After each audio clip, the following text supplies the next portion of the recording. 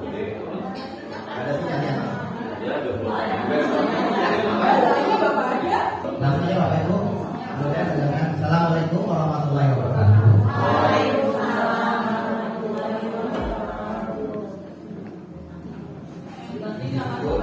Kita panjatkan Allah Subhanahu wa taala bahwasanya pada pagi menjelang siang hari ini kita masih diberi kesempatan insyaallah semangat dalam suasana belajar, saling berbagi praktek baik, dan insyaallah ada beberapa pelajaran yang sudah berproses, sudah kita lewatin, dan sedikit saya menyambung tentang praktek baik pembelajaran berdiferensiasi. Saya sudah merencanakan, saya sudah melaksanakan. Ada YouTube-nya, itu saya bagi YouTube saya. Kemudian ada juga di buku saya tentang pembelajaran berdiferensiasi. Ada beberapa yang saya persiapkan, sebenarnya praktek baik lagi tentang sedikit atau mungkin sedikit praktek pembelajaran ini refleksi. Ini sebenarnya saya mau praktekkan ini juga DC model kertas, Bu. DC model kertas tapi gagal, nanti jelek, Bu. Tanya kan jelek. Saya bisa bikin evaluasinya di quizzes. Saya bikin 10 soal. Habis pembelajaran berdiferensiasi, saya mau quizzes bareng-bareng, sambil evaluasi, refleksi bareng-bareng, sambil praktek baik model kertas yang enak banget sebenarnya kalau sudah kita mengenal. Sudah siap saya fotokopinya dengan ininya, barcode ininya. Nah, tapi next time ya. Terus tadi juga sedikit pembelajaran ini refleksi dengan TTS pakai quizzes. Asik banget sih kalau belajar, tapi waktunya terbatas ya. Ini yang lebih utama. Bapak Ibu, benar? Ini adalah menjawab dari sedikit ini Ibu. Jadi kita kan latar belakangnya akan saling kunjung ya Bu ya, suatu sekolah bergerak. Kita akan kita dari Gunung 2 ke sini, kemudian kita akan ke sekolah SMP 2 Gunung 2. Nah, latar saling tukar pengalaman belajar berdiferensiasi. Nanti yang misalnya ke sini Ibu memilih siapa, atau dari sana memilih siapa dulu, atau silakan aja siapa. Pokoknya lebih dari satu, berarti salah satu di antara kita sudah siap ya Bu ya, tentang RPP-nya, kemudian tentang praktek baik pembelajaran berdiferensiasi. Intinya pembelajaran berdiferensiasi itu cukup membuat kita harus lebih energinya lebih, konsentrasinya lebih, karena menjawab kebutuhan murid. Langsung aja Bapak Ibu, karena waktunya sudah jam berapa? 10.47. Bapak, sebenarnya juga ini sekalian praktek baik saya untuk tugas saya guru penggerak, tapi nggak wajib. Jadi sudah tinggal lewat. Tapi akan dihargai kalau ada praktek baiknya yang juga ke ibu saya. Bapak Ibu, bagaimana perasaan Bapak Ibu hari ini setelah belajar memantau tentang breathing, berwarna, atau juga kemarin-kemarin kita sudah bisa mengembangkan diri.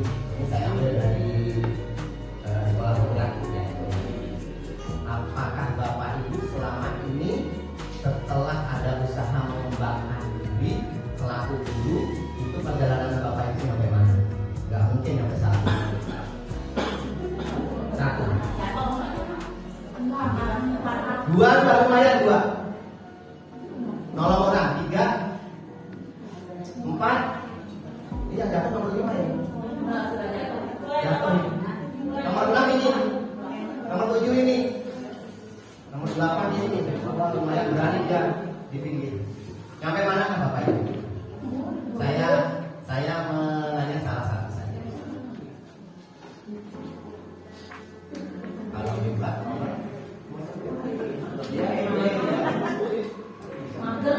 iya. Penasaran saya. Jangan menanya, Belinda. Belinda.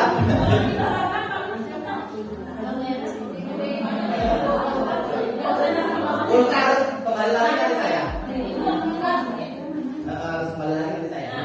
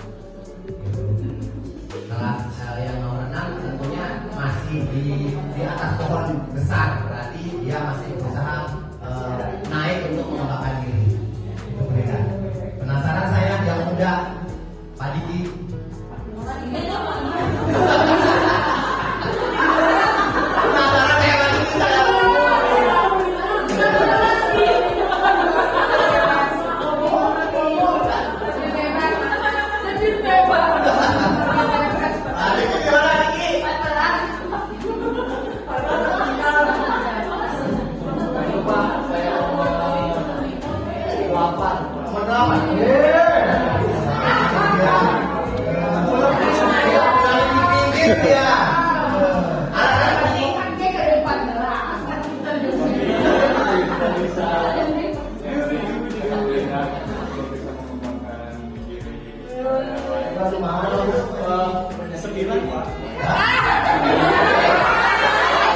itu cuma percaya diri itu udah sampai ditinggal lagi. Cuma kata belum benar, mungkin dia jatuh dari nomor 13.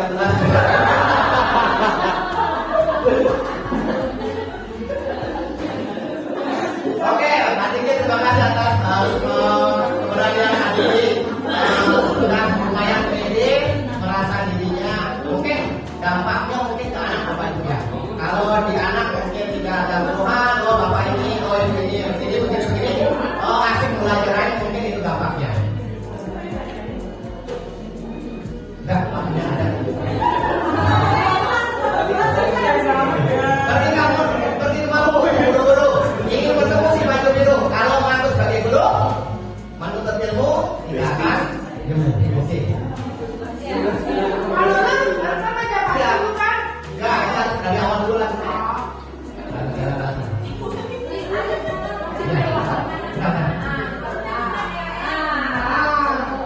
Nah, yang tadi.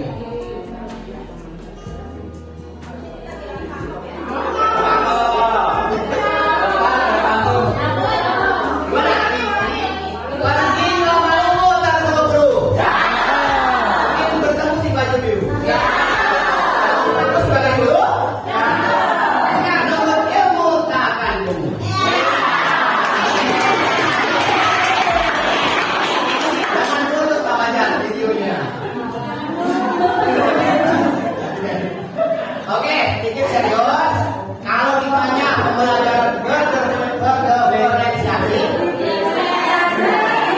pembelajaran berdiferensiasi, soalnya di refleksi ada itu Bapak Ibu. Jadi 10 kata pembelajaran berdiferensiasi itu apa? Kata kuncinya adalah pembelajaran yang berusaha memenuhi kebutuhan murid. Kebutuhan murid yang bagaimana? Yang beraneka ragam, yang bermacam-macam. Bermacam-macamnya kayak apa? Langsung aja biar cepat waktunya. Ya. Pembelajaran bermacam-macamnya apa? Pembelajaran bermacam-macamnya adalah nih. Murid itu perlu kesiapannya beda. Itu dalam belajar. Kemudian murid juga perlu minatnya beda. Kemudian juga murid profilnya beda. Harus dihafalkan murid. Harus apa? Ini. Jadi ada 3 kesiapan. Ini. Nah, dari. Soalnya banyak nih. Ya. Ini aja, langsung aja 3 kesiapan. Intinya pokoknya kalau belajar berdiferensiasi itu akan sesuai dengan kebutuhan siswa. Ada 3 kebutuhan, yaitu berdasarkan kesiapannya, berdasarkan minatnya, berdasarkan profilnya. Langsung kesiapannya itu apa maksudnya kesiapan? Yaitu kata kuncinya adalah kapasitasnya mempelajari materi. Itu kapasitasnya murid macam-macam. Nih. Ada yang kapasitasnya lambat, cepat. Tapi juga ada yang tergantung, ada yang mandiri. Ini biasanya yang kelompok atau yang sendiri. Kayak Rafael 9A ya. Itu sendiri itu ya kan? Gitu. Kemudian ada struktur. Jadi konsep itu dari yang yang mudah dan apa? Ada yang terbuka langsung ke konseptual, langsung ke kontekstual. Ada yang sederhana, ada yang bisa ke kompleks. Kemudian ada yang konkret, ada yang abstrak. Misalnya kalau teori atau konsep itu tahu, tapi ada yang abstrak, abstraknya harus kasih contoh. Ada yang mendasar, ada yang transformatif. Transformatifnya mungkin sudah kontekstual.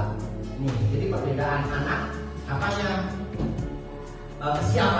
Kesiapannya beda-beda. Ini ada siapa ini? Nah, kemudian guru susahnya apa?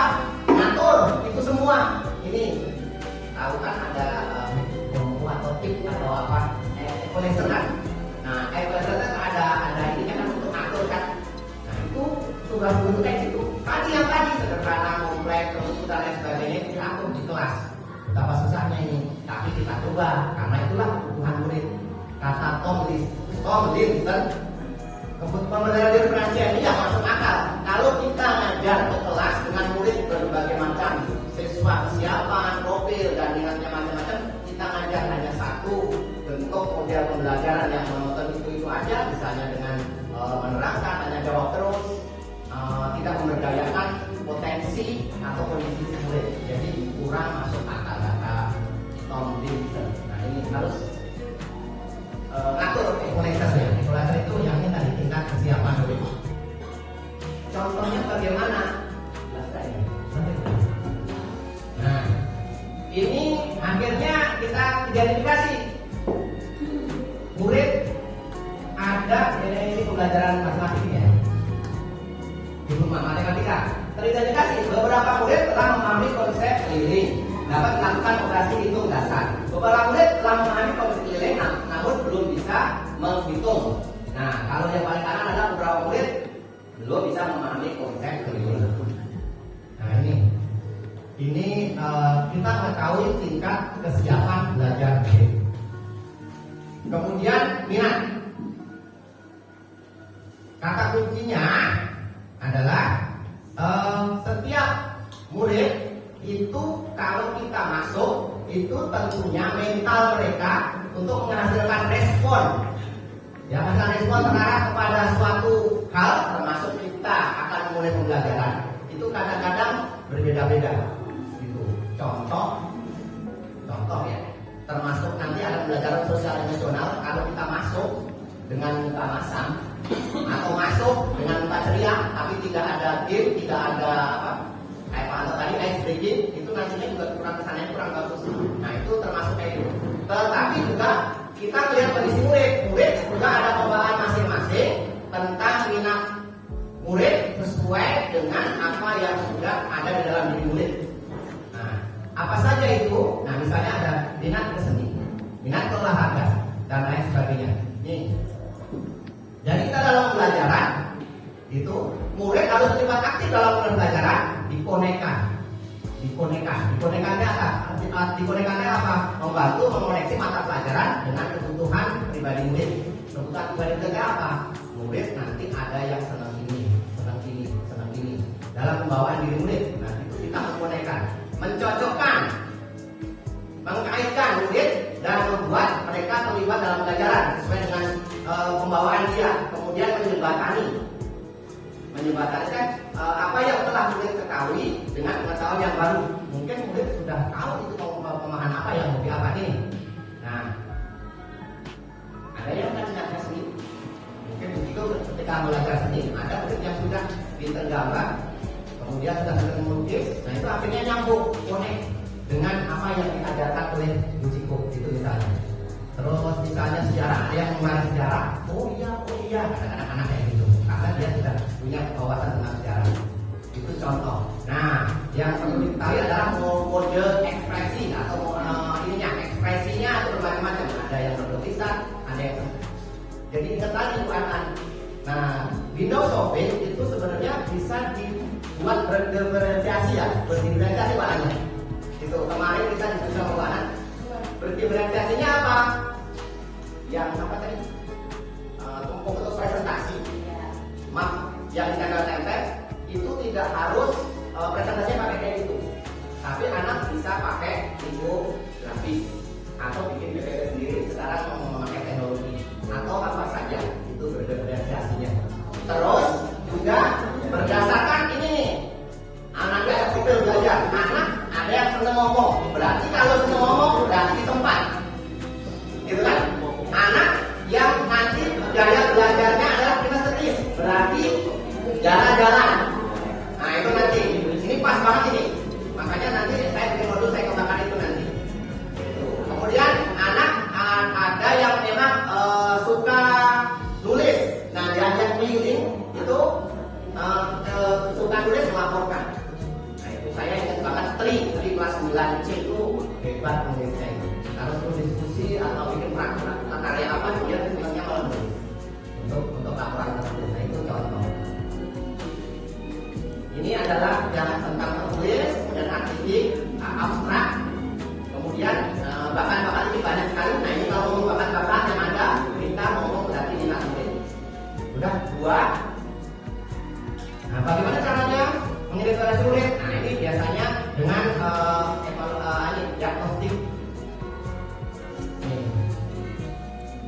misalnya ketahuan 8 orang menyukai kegiatan olahraga, 6 orang menyukai kegiatan saya, 4 orang menyukai prakarya, 2 orang menyukai senang memasak.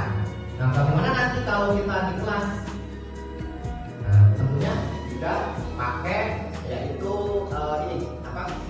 Kita di atas itu ya, menyebarkan teks. Nanti saya kasih contoh, Bapak Ibu membuka di RPP saya itu ada ini ya, instrumen yang untuk melihat tentang minat anak ini. Prakteknya nanti kita praktekkan bareng-bareng kalau ada waktu. Nah, ini mengenai minat. Ada juga profil. Profil itu yang sering kita adalah gaya belajar. Visual berarti melihat, senang melihat video dan lumayan masuk ya itu, atau gambar. Kalau auditory mendengarkan yang kita tahu ini. Kemudian kalau kita tulis yaitu misalnya suruh kalau olahraga gampang ya kan.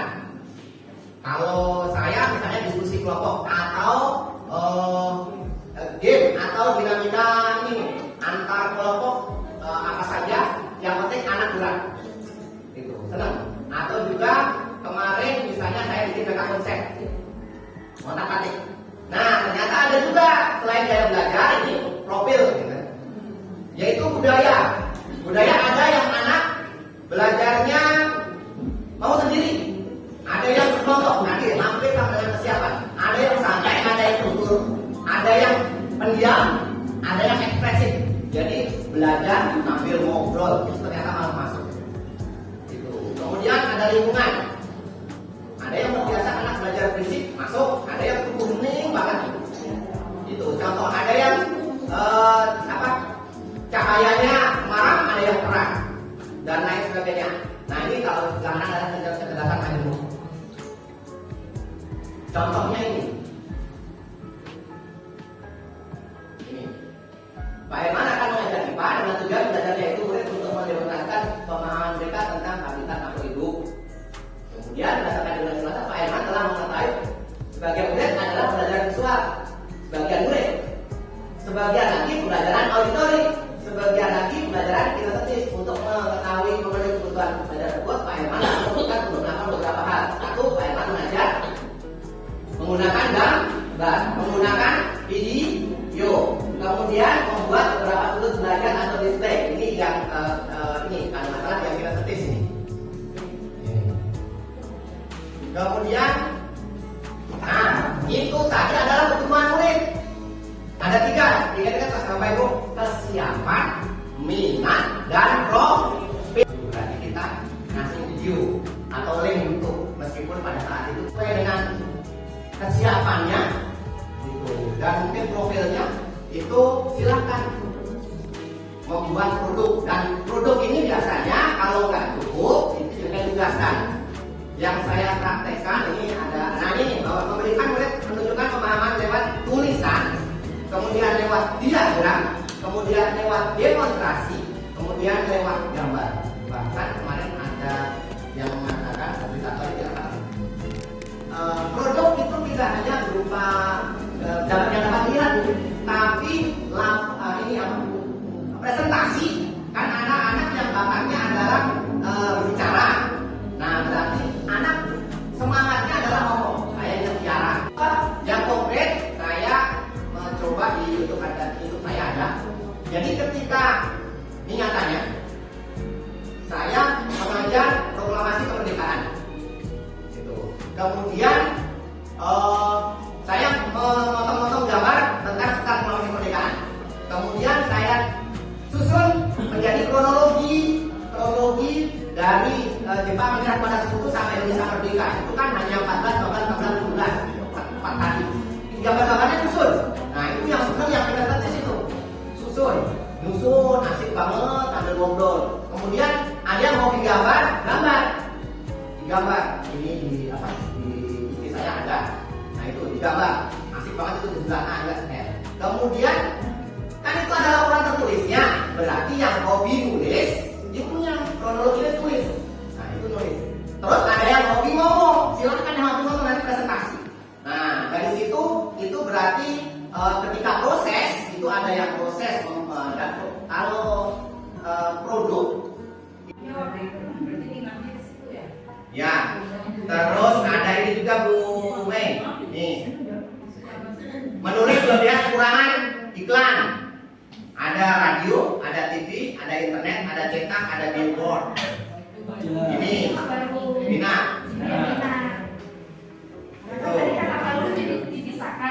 Ada audio, ada cara yang linguistik. Oh, itu nanti adalah diferensiasinya. Ini baru kebutuhannya. Kebutuhan ada 3. Yang tadi adalah minat, profil, sama kesiapan. Makanya itu ada 6 itu. Nah, kalau yang kesiapan murid sudah. Kalau profil sekarang, profil murid. Yang tadi ada misalnya auditori, itu berarti gaya belajar, ya kan? Ada yang ketik gaya belajar, ada yang ingin belajar sendiri, ada yang ingin belajar kelompok. Nah, ada di sini kayaknya terakhir nih. Nih, ya kan? Sendirian. Ada yang mengajar harus dengan yang lain. Biar mendengar. Ada yang auditori atau mendengar masuk. Nah, itu contoh. Nih. Kemudian nanti Bapak Ibu nanti saya kasih kasus lagi kalau ini mah yang SMA. Ada lagi yang sekarang yang proses.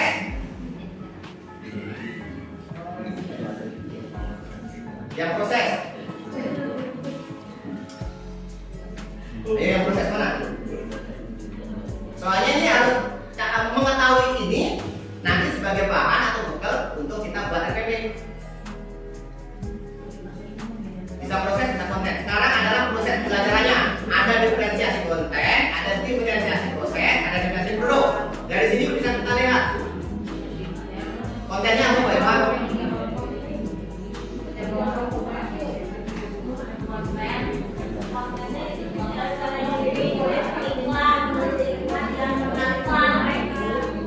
Bagi satu, ya satu. Apa jujur lagi? Konten. Terus, jadi kontennya berarti materi yang akan kita ajarkan itu dikasih apa saja, berupa apa saja. Ini agak susah ini. Kenapa? Jadi guru nggak langsung kasih materi ini. Guru nggak langsung kasih materi, langsung ini. Nyari. Nih. Dikasih tadi membuat 3 iklan ya. Nah, ada 3 jenis iklan ya. Mencari 3 iklan ya. Nah, itu konten. Makanya itu belajar berdiferensiasi agak susah. Terus apa lagi Bu? Konten dulu. Ya, konten dulu. Tidak, ini ada makanya tadi adalah 3 jenis iklan. Apalagi mulai ketemu. Iya, 5 produk. Jadi ini agak susah kita temukan kontennya karena langsung anak itu mengamati iklan, 3 jenis iklan. Itu aja berarti 3 iklan. Berarti diferensiasi kontennya agak banyak ini.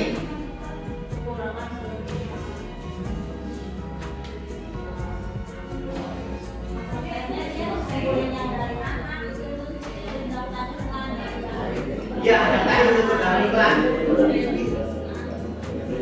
Nih, 3 hingga 5 iklan. Kontennya dari sini. Kontennya dari sini aja. Iklan dari warnai, ya. warnai. Gak bisa ya kalau nggak ini. Apa? Kalau di warnai. Di ini. Itu saja. Kemudian sebenarnya dari sini juga bisa menimbulkan konten ini. Nih, masukan. Ini masukan kan berarti anak berpendapat atau mungkin nih brainstorming. Ini juga mungkin masukan ini. Dari pembahasan ini juga masukan.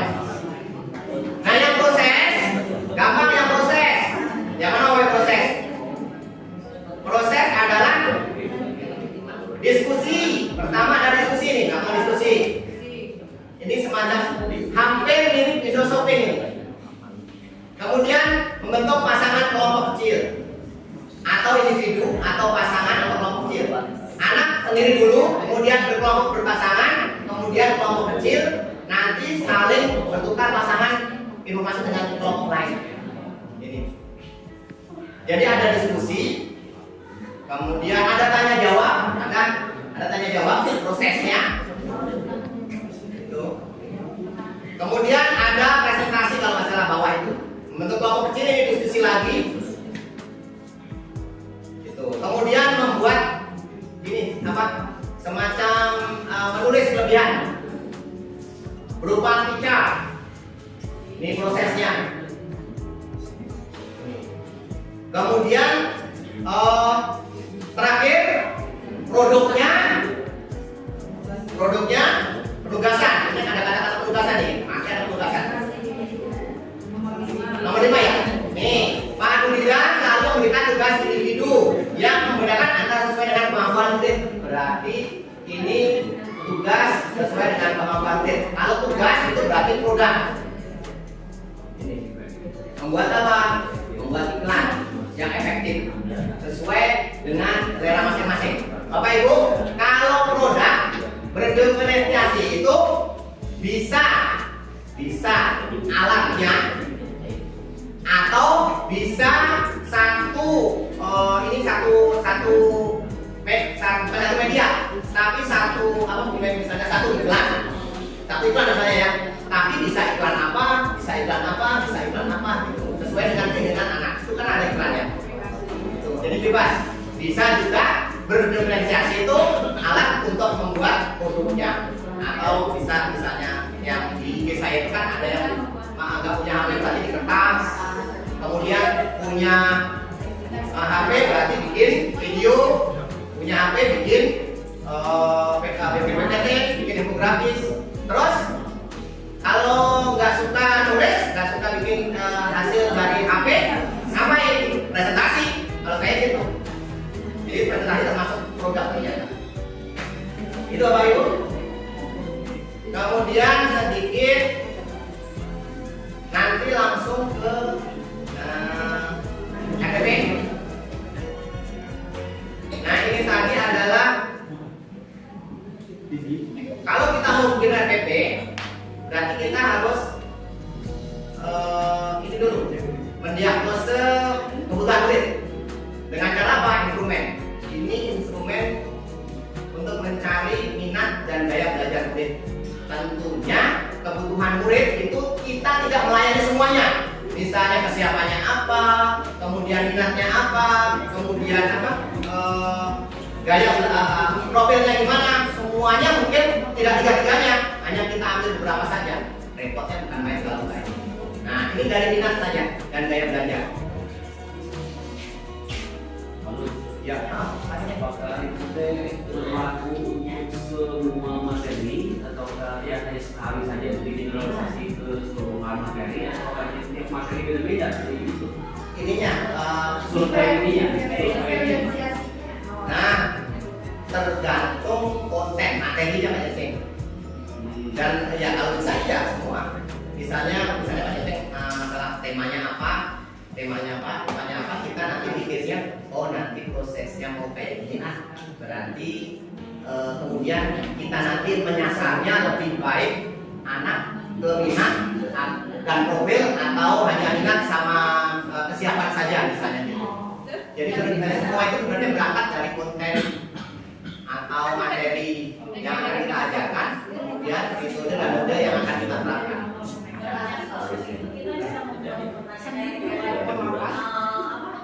Ini Ya. dari misalkan minat ini, Ya. profil ini, kita bisa padukan gitu, kita Ya. siapkan saja gitu ya. Ya, Ibu ini misalnya membaca buku, mendengarkan, mencoba mempraktekkan, berarti ini dari gaya belajar Ibu ya. Ya udah gini Pak, jadi soal ini misalkan soal minat dan gaya untuk pelajaran lesson bisa. Ya. Gitu Pak Ceng. Tidak begitu loh, Pak Ceng, tidak begitu, ya kan?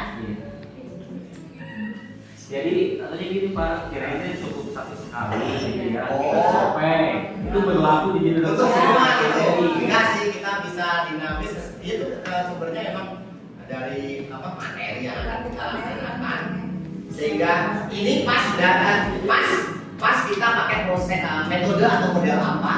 Nah, nanti di proses itu kan, di proses belajar itu kan kita mengamati dari kesiapan anak kan, gitu, kesiapan anak, minat anak. Jadi mungkin ini kuesioner ini ya beda-beda terhadap tema yang berbeda, gitu. Awalnya memang dari materinya. Ini misalnya siswa dan kayak gini Bapak Ibu. Ya, terus nanti di apa kan? Dipetakan begini hasilnya dari 40 anak kelas 9C. Ini minat kan ini kan yang merah ini. Nah, minatnya kena berapa orang? 6 orang minat bicara, 6 orang minat merangkai gambar, minat seperti ini kan kita di sini nanti. Jadi ini kan 40, ini juga 40. Ini. Nah, dari minat sama gaya belajar itu ketahuan. Oh, berarti nanti kita ke si ini, ke si ini. Nah, nanti akhirnya anak bukan dekat kelompok kan sih. Mereka berkelompok sendiri sesuai dengan minatnya, sesuai dengan kesiapan belajarnya, atau sesuai dengan gaya belajarnya. Gitu. Ya, yang pengen bikin infografis, makanya silakan. Yang sendiri silakan. Yang berkelompok 2 silakan, yang 3 silakan. Itu kalau berdiferensiasi. Jadi tidak boleh guru berkelompok ini sama kamu. Siapa tahu kesiapannya beda, siapa tahu minatnya beda. Nah,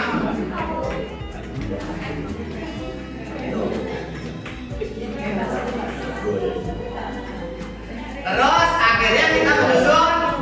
Nah ini pembuktiannya di sini Bapak Ibu, kita bisa menyusun RPP yang pas enggak. Ini saya masih belajar. Nah, nanti teridentifikasi yang berdiferensiasi proses, konten atau produk. Nah, konten biasanya kita mulai dari inti. Nah ini saya kenapa kontennya berbeda-beda? Saya memberi anak buku paket. Berarti sebenarnya buku paket, silakan baca. Memberi anak PPT di WA Group. Kemudian memberi anak link, silakan baca di link. Nah ini dari 3 ini sudah terbukti ada diferensiasi konten. Gitu.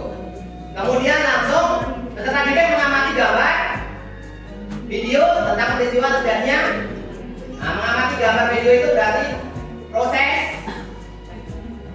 konten dia, proses dia, karena dari ada gambar, ada video, kemudian anak ada mengamati gambar, mengamati video, ini proses. Kemudian proses diperkuat oleh ini. Ngapain? Anak, coba lanjut. Ya, kita untuk menampilkan kronologi. Berarti anak membuat kronologi di papan tulis atau di kertas lembar. Berarti prosesnya tadi melihat video, melihat gambar, tadi ada menerangkan juga nggak ya? Menerangkan nggak ya? Ada ya? Berdasarkan memperdalam pemahaman. Oh ini yang menerangkan. Termasuk proses di sini juga. Ada proses, ada konten. Nah, kemudian prosesnya menambah khasanah proses itu berarti anak mengerjakan sesuatu itu proses juga. Ada yang menyusun kronologi di kertas, ada yang menyusun menyusun kronologi itu ada timnya ada yang nulis, ya kan? Timnya ada yang nanti menerangkan, timnya ada yang ada lagi nanti yang menggambar dan menyusun gambar-gambar menjadi sebuah kronologi. Jadi ada 3 kemampuan. Tapi ada yang diam saja. Saya tanya, kurang menarik Pak. Saya tertarik sama sering bukain YouTube si Danang Bedat ya Pak. Saya boleh nggak pakai bikin video, potongin video? Boleh silakan. Gitu. Di belakang sudah Pak juga senang. Nah itu contoh. Itu contoh. Nah, kemudian masih diferensiasi proses. Kenapa proses? Nih, kalau tadi saya berbicara membuat produk, ada hasil produknya, pasti prosesnya juga berdiferensiasi ini. Misalnya tadi, kalau mengamati video saya di YouTube, ada tadi saya linknya, itu saya membimbing anak membuat kronologi. Saya membimbing anak membuat PPT. Saya membimbing anak nulis untuk memperjelas kronologi nanti tempel. Gitu. Kemudian membimbing anak juga menerangkan, karena nanti mau menerangkan. Nah itu proses. Nah kemudian akhirnya menghasilkan produk yang berbeda-beda. Di sini hasilnya ada nih, tulisan, siap presentasi. Ini maksudnya orang yang mau presentasi. Kemudian ada gambar kronologi, ada video, ini puisi, nggak ada ini puisi, nyelonong ke sini. Tapi memang ini menarik juga karena ada sejarahnya puisi Lawang Bekasi. Nah, silahkan dikritisi. Tapi nggak ada.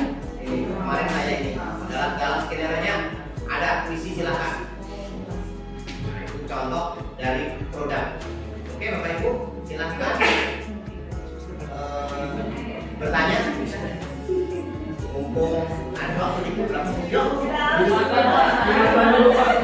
Lanjut. Saya padahal masih satu, tapi nanti share sudah. Itu Bapak Ibu, maka saya udah ngasih contoh RPP. Kemudian sedikit kita simulasi menganalisis proses pembelajaran. Itu sedikit mungkin menambah pemahaman Ibu atau pemahaman konsep tentang dalam berdiferensiasi. Yang jelas nanti untuk persiapan ya Bu ya.